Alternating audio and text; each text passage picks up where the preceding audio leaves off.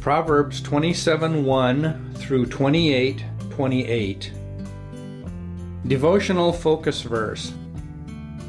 And thou shalt have goat's milk, enough for thy food, for the food of thy household, and for the maintenance for thy maidens. Proverbs 27:27. Remembering how the Lord brought her family through distressing ordeals during the Great Depression in the United States, a Christian lady and her son related the following witness to how God provided for their family. When the children were still young, my husband had an attack of rheumatism and was in great pain. He was so helpless that he could not even get his hands to his face. One day his pulse became so weak I thought he was dying. I gathered the children around his bed and we started praying for him. His pulse became stronger, and then each day he slowly began to improve. Eventually, he was able to get out of bed and walk and use his arms and hands. That same winter, the weather was very severe. One blizzard after another came along, with temperatures well below zero. One day we did not have enough wood to last through the night, and there was no money to buy more. However, God was watching over us. About dusk that evening, a young man drove into our yard and left a load of wood. We had no idea he would be bringing it. Many times the Lord helped us in situations that seemed hopeless. Her son recounted, "For years we had been very, very poor, and the future looked bleak. But after my father was saved, we could pray and ask God to help us. It seemed that the Lord allowed us to go through trials because of my father's ill health, but He always answered our prayers and took us through." One winter, my father was very ill again. It was hard on the family. The summer before, we had planted potatoes. This was during the drought, and few people could get anything to grow. But from that one patch, we dug about 60 bushels of potatoes. During that winter, about all we had to eat were potatoes, but we knew the Lord had answered our prayers and had helped us again. On Thanksgiving one year, a situation happened that I would never forget, no matter how far I was from God. My father and a Christian man named Jack Hoover had gone to Minnesota to look for work. Mr. Hoover's wife, Margaret, had raised some chickens that year. She had sold most of her chickens, but had kept one that she planned to fix for her family, and the Lord laid it on her heart to share that one chicken with us. Although we were not destitute of food at this time, we did not have very much, and we certainly would not have had chicken for dinner. The Lord looked down that day and blessed us. There were 13 of us in all, 7 of us children, my mother, Mrs. Hoover, her 3 children, and her nephew who drove them to our house that day. And we were a hungry bunch. But after we had eaten all we wanted, there was chicken left over. Many years after that, Mrs. Hoover would tell about the time the Lord multiplied the chicken. While our focus verse is not intended to be a promise that will overrule circumstances, it is clear that God blesses and watches over His people. This family proved that He is ever mindful of our needs and attentive to our prayers when we do our best to follow Him. We can prove the same truth. Background information. These 2 chapters continue the compilation of Solomon's Proverbs, which were copied and preserved by King Hezekiah's scribes. In chapter 27, Solomon offered counsel concerning human relationships. Repeating a common theme among the Proverbs, special attention is directed in this portion of text to how one's words can be used for good or evil. Verses 2, 5, 14, 15, 17, and 21 all contain admonitions regarding speech. Heavy rainfall in Solomon's day caused the earthen roofs to spring numerous leaks, generating great exasperation. In verses 15 through 16, he compared this irritation with the continual ranting of an argumentative woman, inferring that she was annoying and impossible to restrain. The Proverbs in verses 23 through 27 are based upon the nomadic lifestyle of a large segment of Israel's population from Solomon's time. His point was that because life is fleeting and uncertain, one should be diligent and act with foresight, giving responsible attention to home, family, and occupation, just as a farmer must tend to his lands and herds. Chapter 28 provides another series of comparisons between the rewards of walking uprightly and the judgments that will accrue to one who is evil.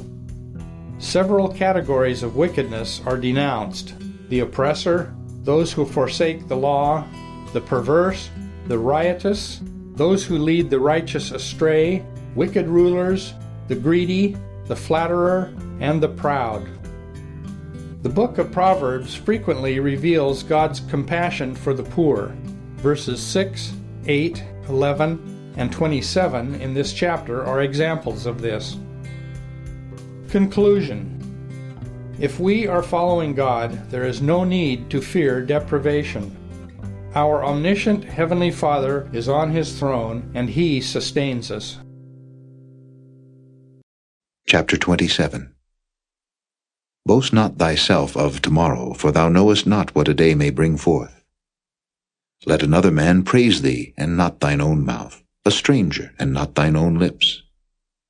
A stone is heavy, and the sand weighty, but a fool's wrath is heavier than them both. Wrath is cruel, and anger is outrageous, but who is able to stand before envy?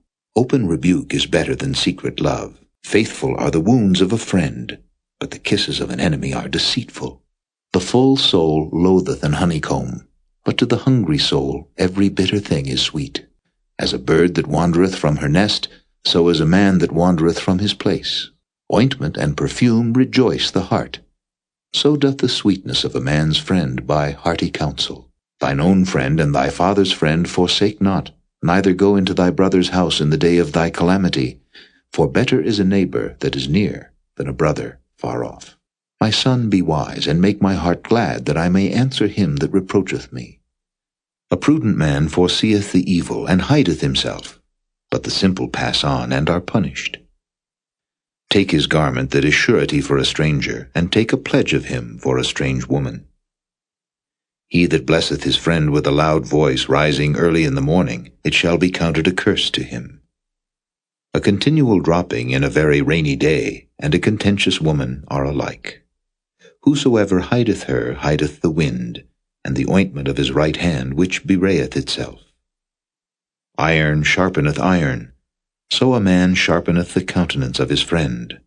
Whoso keepeth the fig tree shall eat the fruit thereof, so he that waiteth on his master shall be honored. As in water face answereth to face, so the heart of man to man. Hell and destruction are never full, so the eyes of man are never satisfied. As the fining pot for silver, and the furnace for gold, so is a man to his praise. Though thou shouldest bray a fool in a mortar among wheat with a pestle, yet will not his foolishness depart from him. Be thou diligent to know the state of thy flocks, and look well to thy herds. For riches are not forever, and doth the crown endure to every generation? The hay appeareth, and the tender grass showeth itself, and herbs of the mountains are gathered. The lambs are for thy clothing, and the goats are the price of the field. And thou shalt have goats' milk enough for thy food, for the food of thy household, and for the maintenance for thy maidens. Proverbs chapter 28.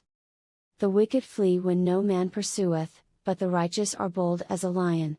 For the transgression of a land many are the princes thereof, but by a man of understanding and knowledge the state thereof shall be prolonged. A poor man that oppresseth the poor is like a sweeping rain which leaveth no food. They that forsake the law praise the wicked, but such as keep the law contend with them. Evil men understand not judgment, but they that seek the Lord understand all things. Better is the poor that walketh in his uprightness, than he that is perverse in his ways, though he be rich. Whoso keepeth the law is a wise son, but he that is a companion of riotous men shameth his father. He that by usury and unjust gain increaseth his substance, he shall gather it for him that will pity the poor. He that turneth away his ear from hearing the law, even his prayer shall be abomination. Whoso causeth the righteous to go astray in an evil way, he shall fall himself into his own pit, but the upright shall have good things in possession. The rich man is wise in his own conceit, but the poor that hath understanding searcheth him out. When righteous men do rejoice, there is great glory, but when the wicked rise, a man is hidden. He that covereth his sins shall not prosper, but whoso confesseth and forsaketh them shall have mercy. Happy is the man that feareth alway, but he that hardeneth his heart shall fall into mischief. As a roaring lion, and a raging bear, so is a wicked ruler over the poor people. The prince that wanteth understanding is also a great oppressor, but he that hath covetousness shall prolong his days. A man that doeth violence to the blood of any person shall flee to the pit, let no man stay him. Whoso walketh uprightly shall be saved, but he that is perverse in his ways shall fall at once. He that tilleth his land shall have plenty of bread, but he that followeth after vain persons shall have poverty enough. A faithful man shall abound with blessings, but he that maketh haste to be rich shall not be innocent. To have respect of persons is not good, for a piece of bread that man will transgress. He that hasteth to be rich hath an evil eye, and considereth not that poverty shall come upon him. He that rebuketh a man afterwards shall find more favor than he that flattereth with the tongue.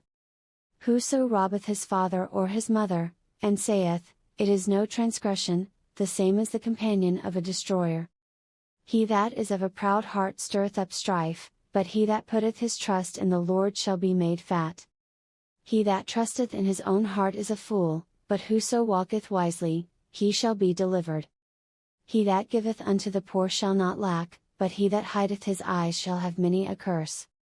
When the wicked rise, men hide themselves, but when they perish, the righteous increase.